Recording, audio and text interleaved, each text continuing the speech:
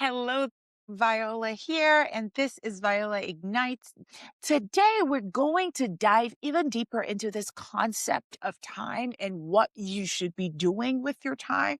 The difference between person A's inability to see opportunity and person B's ability to see a world of possibilities in the same room on the same day has to do with their futures. The brain does not process things in a neutral way.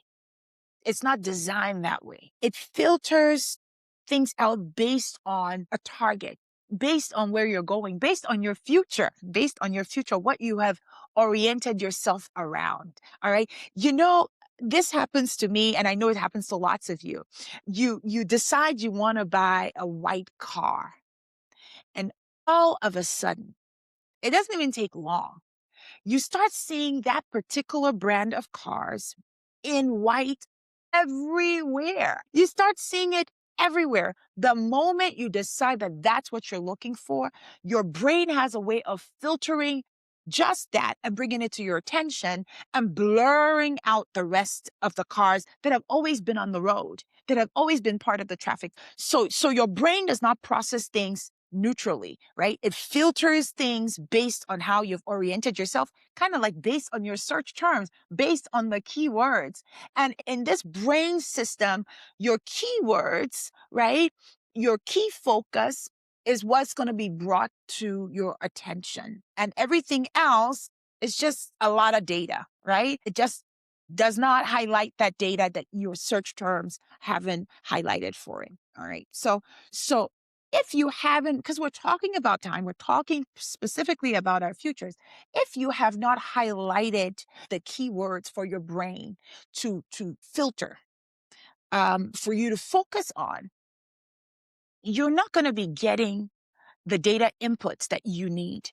So if you haven't taken time to write out your future with a timeline, your present day is going to be a lot of noise, as opposed to if you have written down concerning your future a few things, then your brain has some keywords highlighted to it to bring to your awareness. So today, I want us to discuss how to use our future to activate our now, how to use our future to ignite our year ahead. And this is the principle. This is the principle. This principle is based around neuroscience, and research tells us that the brain has something called the reticular activating system, RAS. And it determines what gets your attention and, of course, what gets ignored, because what gets your attention is filtered out as a keyword for you to focus on. And it's programmed by the future that you've committed to. So if you're looking for a red car, you're telling your brain, like, there's a red car in my future. So bring to my attention every red car you see. And all of a sudden, you start seeing those red cars everywhere. So person A has a vague sense of, I need to do more. And I need to do more is very vague. How will you measure more by I need to do more? That doesn't help the filter system of the brain. Now, person B sits down and writes out a goal and says, by December 2026, I want to have tutored 100 high schoolers and generated $50,000 of revenue. That's way more specific than person A who says, I need to do more. So when your RAS is programmed, it's going to find the things that you are aligned with. I'm encouraging you to write your vision as clearly as you can and to attach a timeline to it, because a timeline is going to change so much for you in terms of how you engage your today, and how focused you are in your present. If you have not written down your vision, if you haven't written down key points of your future and attached some timelines to it, your brain is not going to know what to pay attention to. Like that's the ultimate conclusion of what I'm saying. Your brain is not going to know what to highlight to you, what to filter out for you. Every hour that is spent without a filter Your brain is processing whatever data inputs it's receiving as just noise. There's nothing it can do with the data, with the inputs. So you are wasting time in that sense. So the conversations you're having, the opportunities that are crossing your path, the decisions you're making, your brain is treating it like equally irrelevant. For me, that would mean that you're living very reactively, responding to what's making the loudest noise. The scripture that I want us to talk about is Habakkuk 2:2. And all of us, we know this scripture. Write the vision, make it plain on tablets that he who sees it or he who reads it may run, for the vision awaits an appointed time. So we'll just walk through each little phrase, make it plain. So as vivid as possible, as clear as possible, with as much detail as possible, make that vision plain. Make the vision plain that the person that reads it can run. So make it plain and make it clear what the action that is required for this vision is, right? So that the person that reads it can be ignited into action. And then it says, for the vision awaits an appointed time. So there's a deadline attached to this vision. There's an appointed time attached to this vision. It's not a someday goal. So the vision is not for inspiration. Decisions will get filtered by it. Everything will get filtered by the vision, because the big question would now be, would this move me towards the vision, or would this move me away from the vision? And so I wanted us to think about it just in terms of the book of Nehemiah. So in the book of Nehemiah, so Nehemiah had a vision. He was like the chief of staff to a king. They called him the cupbearer, but he had a high ranking position, and he had a vision. His vision was to rebuild the walls of Jerusalem. And he had a timeline, and he knew what he needed. He knew what he wanted. And so at some opportune time, the king asked him, what would he need? And Nehemiah had his list ready. He knew that he wanted the king to send letters out to the governors. He knew he needed wood, timber for the gates. He knew that he needed safe passage through different territories to get to his destination. So he had something that was clear, something that had detail attached to it. Okay. Um, and so he was able to filter that opportunity so clearly. As soon as the king says to him, like, what's the matter with you? What's not right? He's able to jump into the opportunity at once. He leaves the king, he gets the permission, he goes to Jerusalem, he starts the building of the walls project. And then at some point in this, there's a lot of contention. At some point in this construction project, his enemies, they're like frenemies, because they were acting like they were cool, but they didn't want his good. So his enemies come and they invite him, and they tell him to come and meet them. Like, they set up a meeting, and they send word to him and say, you need to come and you need to meet with us, because we need to have a discussion about this, your project. But you know what Nehemiah responded to that invitation? Nehemiah says to them, he's like, I'm doing a great work. I cannot come down. Why should I stop? Why should I leave the work I'm doing and go down to you? Oh, I was like, how? I like him. That was his response. He's like, I'm doing a great work. I cannot come down. Why should I stop my work and come down and be with you? I said, this is a man whose RAS is fully activated. This is a man on a mission. This is a man who's focused. This is a man who has a big goal, and whose future is filtering his present. And what an example to us. You could find that in Nehemiah chapter 6 and verse 2 and I think verse 3. But it's just phenomenal that was his response. So his vision plus his timeline really gave him clarity about what he should pursue, what he should ignore. And so I want to just come up with a few reasons, if you're not persuaded yet, for why you should write your vision and have a timeline attached to it. All right. Number one, writing your vision with a timeline is going to make invisible opportunities visible. And what that means is that you're gonna buy back time. You're gonna stop wasting time. Okay? Because right now, there's so many opportunities that we are missing on a daily basis because they're not being filtered as relevant, as important, as significant. And so we're missing them. And it's not because these opportunities are not there. They're there, but they're invisible to us, right? Because we haven't hammered our goals, our vision as clearly as they can be. They're not maybe as specific as they can be. They don't have as much detail as they need to. So there's so many opportunities just all around us and just passing us by. Okay. So for example, right, if you write down that by December 2026, you want to have impacted 100 high school kids and generated $50,000 worth of revenue, well, guess what? you you are going to notice the high school kids in your neighborhood. All of a sudden, you're going to all of a sudden know how many houses on your street have high school kids, because all of a sudden, that's part of your filter. High school kids have become part of your filter. So you're going to know all the houses that have high school kids in your neighborhood. You're going to know which of them need tutoring. So those opportunities were there, but they were invisible to you till you focused that that's a term that should be filtered out for you. So again, number one is it's going to make invisible opportunities visible to you. The second benefit would be it will give you the blessing of having some strategic no's.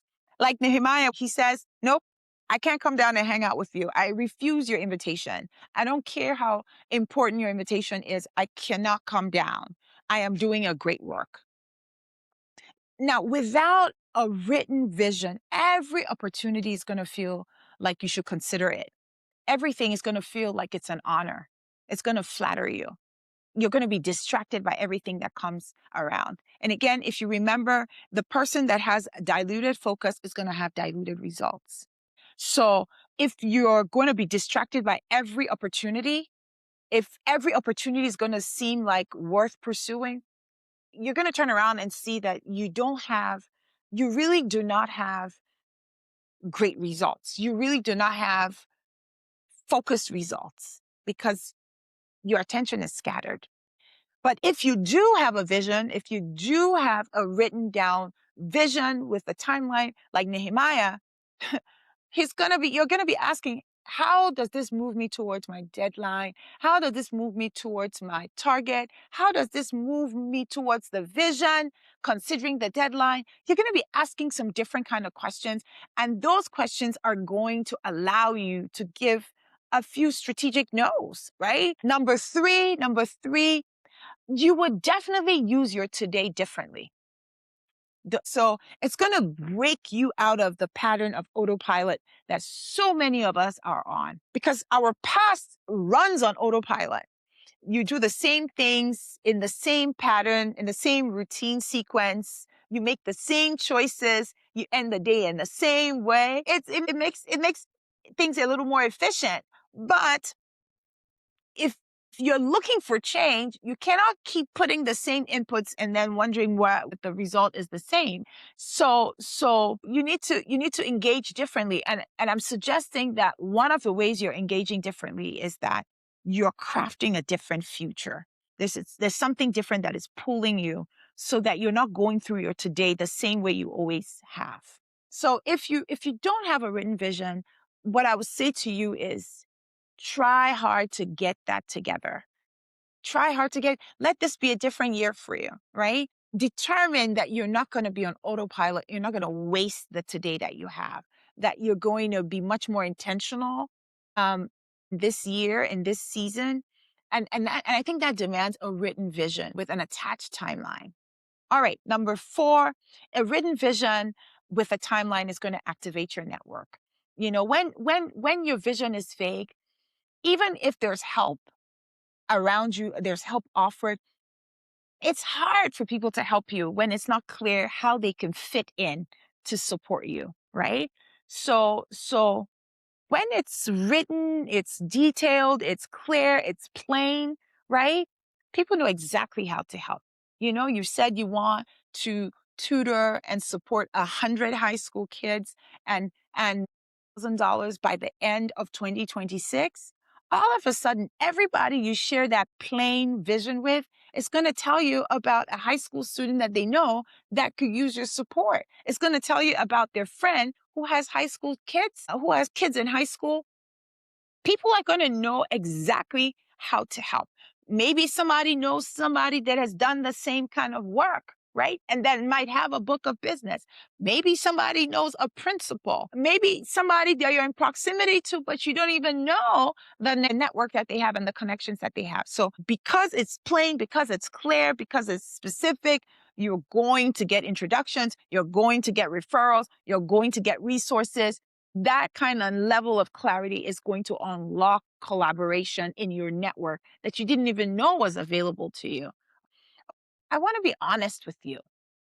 I think if you don't have a written vision with a timeline, I want to say it this way. I don't think you can afford another day without a written vision, and timeline attached to it. I don't think you can afford it. And I'm not trying to pressure you. This shouldn't feel like pressure, because the truth about it is if you don't have an active filter for your RAS system, for your brain is wasting your hours, right? So that's just the reality. And every day you don't write that future, every day you don't write that goal, every day you don't write that vision, your brain is not filtering anything for you. So that means that you're not going to be seeing what matters. You're not going to ignore what doesn't matter. It's going to feel like all the same to me. And it just means that your time today that you're even listening to this is not being spent strategically. If you don't have a clear written vision with an attached timeline to it.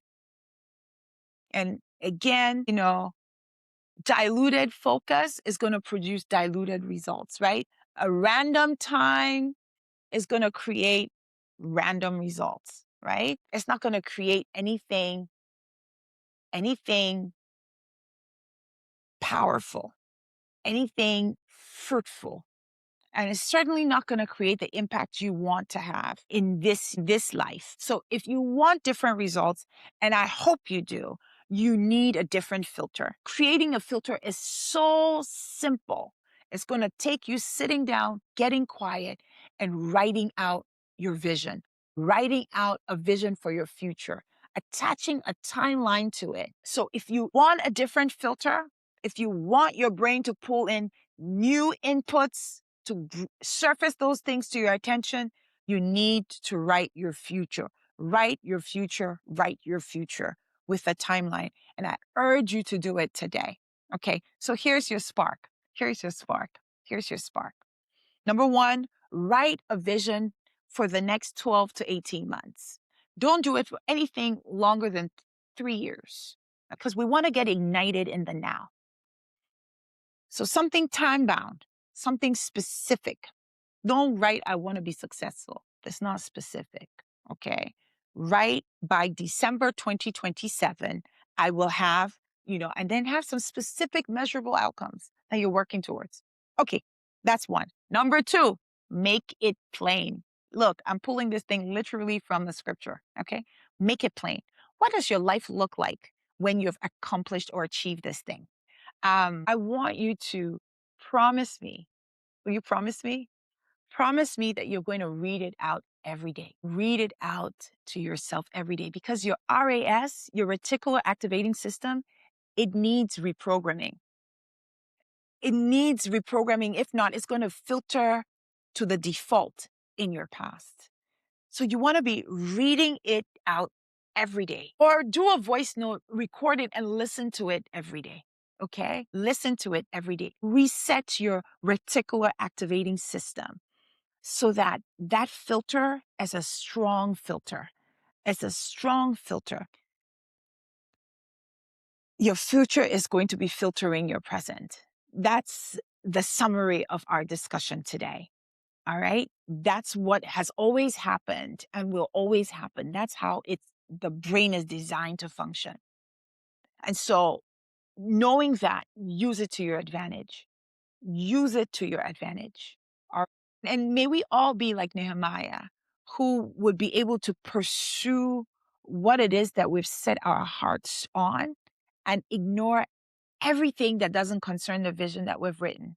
I'm doing a great work, and so I cannot come down. And that's the filter.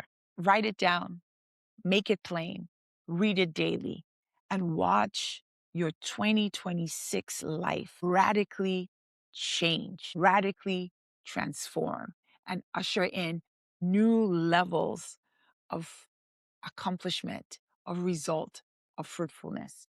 Thank you so much. That's what I have for you today. This is 28 Sparks to Catch Fire, day number 27. I look forward to rounding this out with you on day number 28 tomorrow. Again, if you like to work with me, I have information for how you can work with me coming up in the middle of March, a 12-week execution and accountability cohort starting in the middle of March. You can find out more at ignitemyyear.com. IGNITE. I look forward to talking to you tomorrow. And tomorrow, I'll tell you what's next for Viola Ignites. And I'll tell you a little bit about what this 28 days has meant to me and so many of you who have reached out to me to share the sparks and the ways you're catching fire. Okay, see you tomorrow. Thank you so much. Bye-bye.